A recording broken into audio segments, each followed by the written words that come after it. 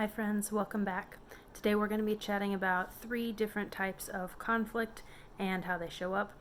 We're going to be focusing mostly on a work context, but again, this applies just as well to your home life and other personal relationships as well. So, 3 types of conflict are task conflict, relationship conflict, and values conflict. Task, relationship, and values conflict. You can think of these almost as 3 different layers. Task conflict is the most surface layer. That's where there's disagreement about how to accomplish something, the best way to get something done. This can actually be really healthy, productive, generative conflict when you're in a brainstorming session or with other folks who just have different perspectives on the best way to achieve a mutual goal. Nothing wrong with this. Pretty normal. We actually want to see it in well-functioning teams and relationships because naturally people are going to have different perspectives. If all conflict is getting silenced, that's a risk factor that we can talk about another time. So nothing wrong with task conflict. Very common. What you're aiming for here is, and sort of the way out of task conflict is really just deep listening, asking the right questions, and getting to clarity on what is it that we're trying to achieve, hearing everybody out, and then looking to build consensus from there. Task conflict is usually our easiest one to address. Number 2, relationship conflict. This is where it's a deeper level than the task conflict and where we're rubbing up against some friction around maybe communication styles, personality traits, preferences. It feels a little bit more personal. It's less about the task at hand, more about, again, the person, who you are, how you're relating. This can feel a little bit more volatile, a little less comfortable, and it's an area that we will naturally come up against. It's going to be pretty common, living in and working in diverse systems and teams. Pretty normal, but it is something that we want to be really careful about when we're moving out of that task conflict space and into relationship conflict. The shift can be subtle and sometimes it can be hard to classify which one you're in, but it actually requires a really different approach to dealing with depending on which category you're in.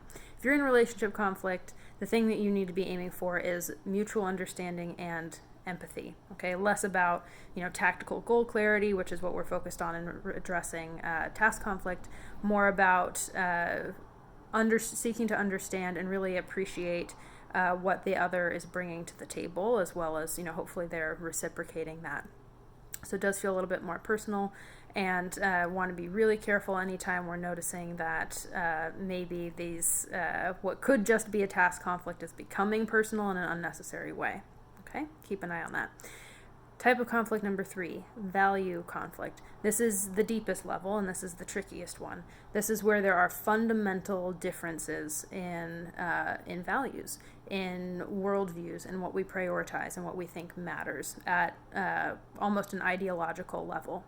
Okay, we've had no shortage of examples in our society recently of instances of very, very intense values conflict. And there's actually nothing inherently wrong in that either. That is also going to come up naturally, but this is one that we would tackle a little bit differently, where it's not so much about coming to tactical clarity on how we resolve a goal. It's mutual understanding and empathy, like we see in relationship conflict, can be really helpful here, but sometimes that can feel like a lofty and unrealistic goal if you're dealing with really deeply entrenched values conflict. In that situation, what you're really aiming for is simply a modicum of respect. How can we coexist, agree to disagree, but still see you and your viewpoint as something that you have a right to, and that we can peacefully move forward in light of that. Okay, so we're kind of modifying our expectations and modifying what we're aiming towards out of each of these different 3 layers of conflict.